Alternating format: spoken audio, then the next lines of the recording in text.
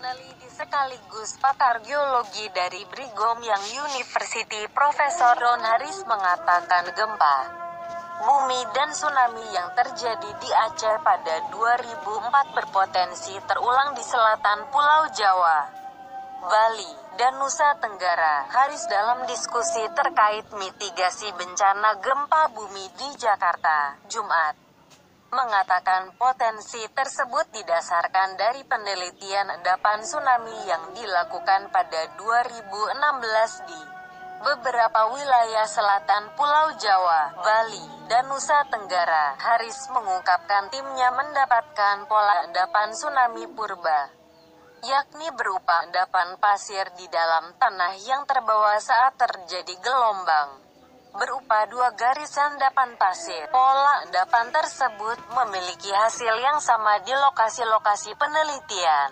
yakni Pelabuhan Ratu Jawa Barat, Pangandaran Jawa Barat, Pacitan Jawa Timur, Bali, Lombok dan Sumba Nusa Tenggara Barat, Timur dan Waingapu Nusa Tenggara Timur.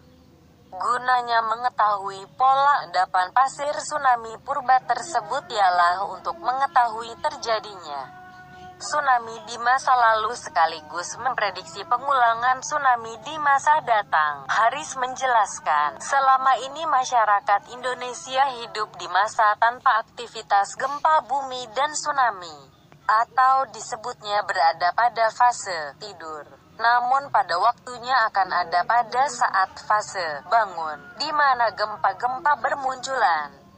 Harris yang kerap melakukan penelitian tentang tsunami di Indonesia menerangkan bahwa masa tanpa aktivitas gempa dan tsunami tersebut dikarenakan tumbukan dua lempeng tektonik, yakni Indo-Australia dan Eurasia, sedang saling mengunci.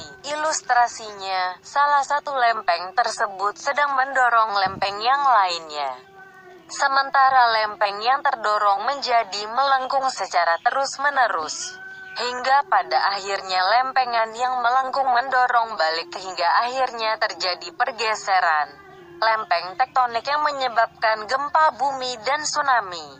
Berdasarkan kalkulasi dari penelitian tersebut, pergeseran lempeng tektonik yang akan terjadi cukup berpotensi untuk menimbulkan gempa dengan kekuatan di atas 9 skala Richter. Potensi itu cukup membuat gempa berkekuatan 9,1 skala Richter atau mungkin 9,2 atau bahkan 9,5, kata Harris. Gempa dengan kekuatan sebesar itu diprediksi akan berlangsung selama 20 detik.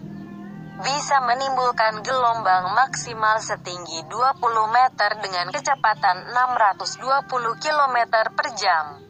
Dan bisa mencapai bibir pantai dalam waktu sekitar 20 menit. Gempa di Indonesia itu unik karena pusat gempanya sangat dekat dengan daratan, kata Harris.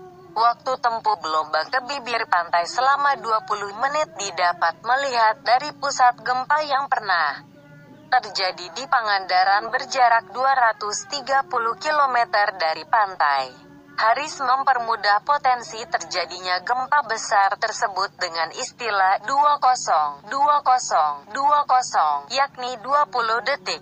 Durasi gempa 20 menit lamanya gelombang mencapai pantai yang berarti masyarakat memiliki waktu tersebut untuk evakuasi, dan 20 meter tinggi maksimal gelombang yang artinya penduduk harus mencari tempat evakuasi dengan ketinggian 20 meter. Gempa besar tersebut bisa terjadi sewaktu-waktu.